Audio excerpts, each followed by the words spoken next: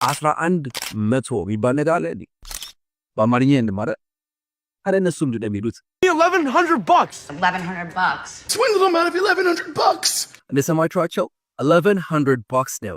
$1,100 so 1100 ማለት በማለት ነው። እንደዚህ አይነት ቁጥር አጠራር በጣም የተለመደ ምንድነው የሚያደርጉት?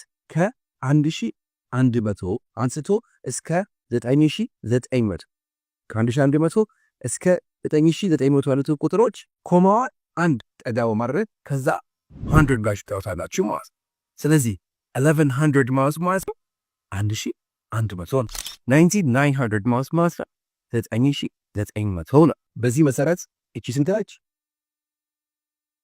2200 2200 is 5400 5400 2200 5500 ምናምን ያላችሁ ውጣትም ይቻላል። ግን ብዙ ጊዜ እነሱ የሚጠሩት እንደዚህ ያደርጉ ነው። ልብ ካላችሁ $1,100 ብለዋል አይደለ? ቦክስ $1,100. አባክ ማለት ይሄ አጋዘን የሚወስደው እንስሳ የወረቀት ብር ከመምጣቱ በፊት ሰዎች የሚገበያዩት በእነዚህ ቆዳ።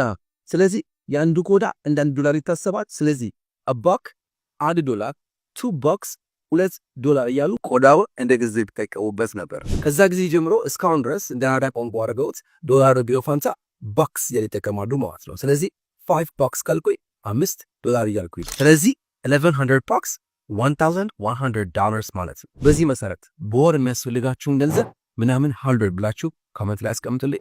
ድንገት እስክንገናኝ ድረስ well love from Maraki English